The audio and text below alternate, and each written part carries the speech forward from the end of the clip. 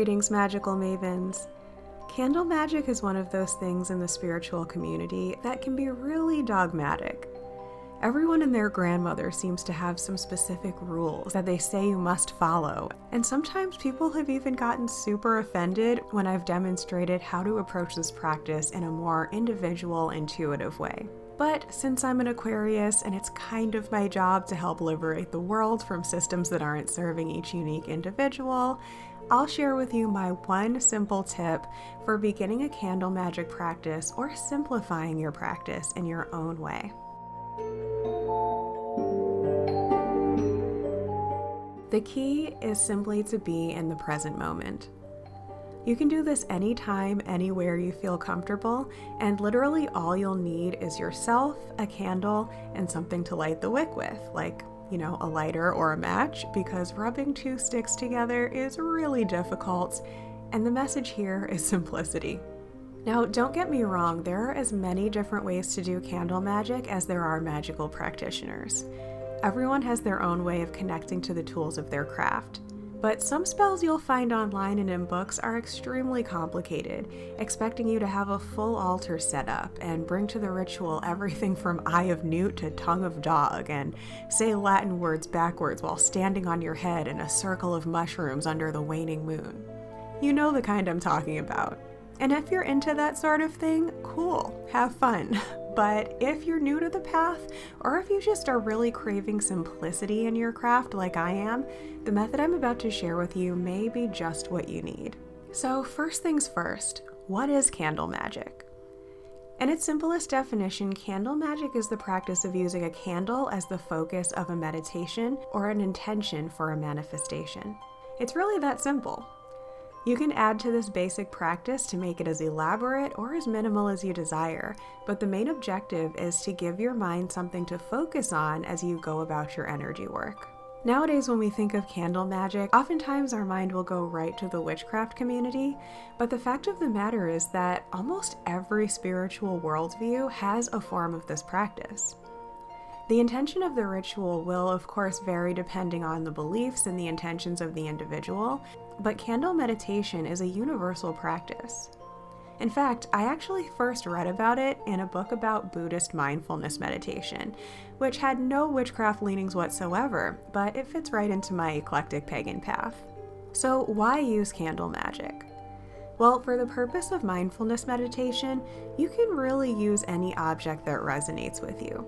The book I mentioned above, Turning Inward, also suggested using a fresh flower, for example. But candles are a popular choice for a very good reason. It's because of the connotations of the fire element. As a side note, the fact is you can really use this sort of mindfulness practice with any of the four elements, and the vibe of the practice would vary a little bit depending on the qualities of that element. For instance, using that suggestion above of a fresh flower, you would be able to evoke the sacredness of the earth element, taking into yourself the beauty of this temporary, delicate little piece of nature, appreciating the short moment of time in which it exists in its present form. For intention work, you could easily draw on those qualities to match the purpose of your ritual. A similar practice could be done with, say, incense smoke for air or a glass of water. What's special about using a candle is that fire is a curious element. Unlike the other three elements, which seem to be either fully tangible, like water and earth, or intangible, like air, fire has a way of being both at once. Except for in random natural occurrences, fire generally has to be intentionally kindled. It has to be given a physical material to consume, and it must be placed in the right conditions in order to stay lit and under control. When the physical object is consumed, the fire goes out, and the life, so to say, of that particular flame is no more. But a tiny flame can light another flame without losing any of its own potency. The small flame of a candle can create a single focus point of warmth and light in an otherwise dark space. It's often said across many cultures, philosophies, and traditions that fire is very much like the light of human consciousness. It's for these enchantingly mysterious reasons that so many practitioners choose to focus their rituals around a candle. For me, the magical thing about burning a candle is that it's such a good reminder to stay conscious and in the present moment.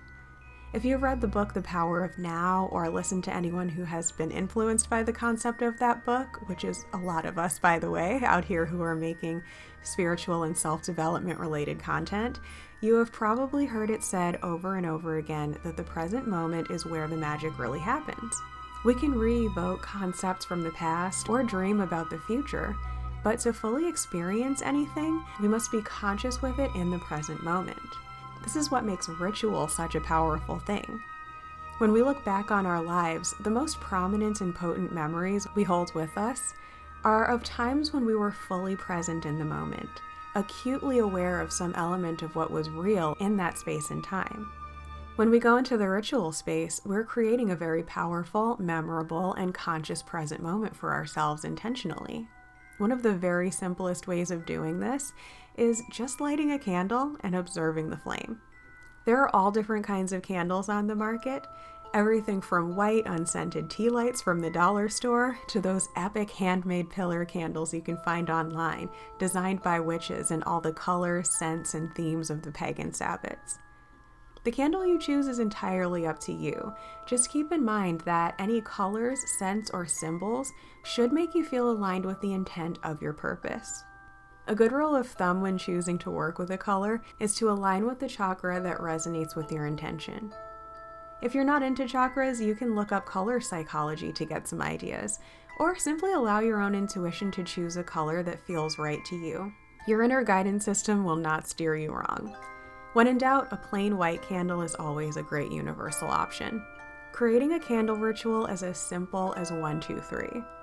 I like to choose a time of day when it's mostly dark, like really early in the morning or at night before bed, but you could certainly do this in any setting you like. However, I suggest a dark room indoors so that you won't be distracted by other stimulants in your environment, and you won't have to worry about the wind blowing your candle out, for example. Because the simple act of candle gazing is said to relax and calm the mind, I find that doing this as a bedtime ritual works really well for preparing my mind for a good night's sleep and for continuing to manifest in my sleep. You may wish to dress your candle for the intent of the ritual, but this is totally optional. Some people like to rub an essential oil or a ritual oil blend of their choosing onto the pillar candle, or sprinkle a few relevant herbs into a candle jar. Just a tiny bit will do, as you don't want to drown your flame in oil or have too many herbs going up in flames as you burn your candle. Trust me, I've made that mistake many times, so keep it simple. If you'd like, you can prepare your ritual space to promote your intention, or simply zen things up a bit. As a side note, do not spray perfume into your candle. Make sure that it's an actual oil, because perfume has alcohol in it and it will cause your entire candle surface to go up in flames, which can be really dangerous and also just really inconvenient. Trust me, I know, because my friend made the mistake of doing that one time. If you'd like, you can prepare your ritual space to promote your intention, or simply zen things up a bit. You can burn an incense, play some gentle music with no lyrics, play a recording of a chant or mantra, or even place the candle so that it illuminates a single image or object on your altar. You want to keep it pretty simple as far as the visual is concerned. This is about being centered and focused, so just use a single flame and avoid having too many other things visible around it. If you'd like, you can even come up with a mantra to repeat in your head, or write your intention down on the candle or on a piece of paper placed under the candle. All of these things, besides just the candle, are totally optional. Just modify the ritual so that it feels good to you, but again, keep it really simple to start. The final preparation step is just to choose a duration of time for your meditation. If you want to watch the entire candle burn down over the course of a single meditation session, for a fast spell, for example, try a tea light or a birthday candle stuck in a bowl of sand or salt.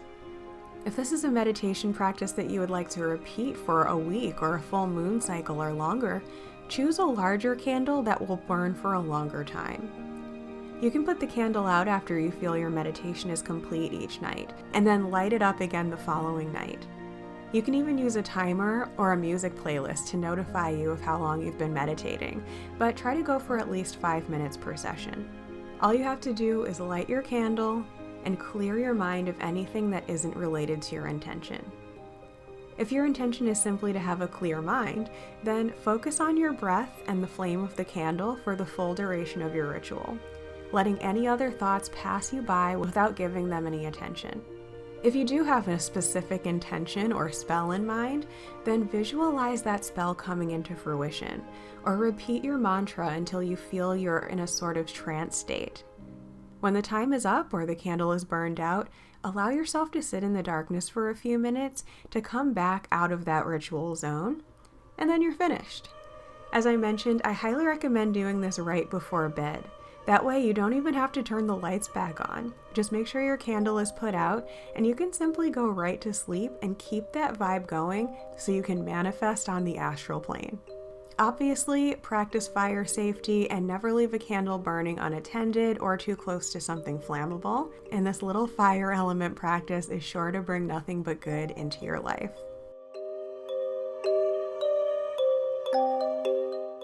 So did the ideas in this video inspire you to start or get back into your candle magic practice?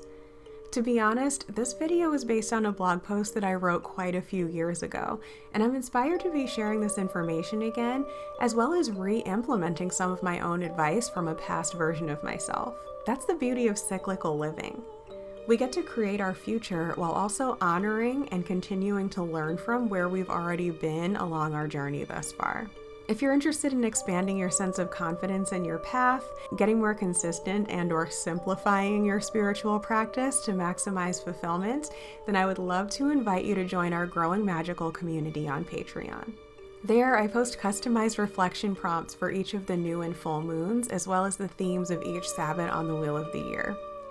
You get to access beautiful printable writing pages for your spiritual journal, grimoire, or book of shadows, and you get to join in the discussion with myself and other magical mavens as we navigate making the mundane more magical in our lives. And this month, patrons at the Manifestation Magicians tier are also receiving all of the information outlined in this episode as a gorgeous printable booklet for their grimoire or book of shadows. To learn more, I invite you to check out the link in the description below. And for more spell work and rituals simplified for your real life, I invite you to check out this playlist right here.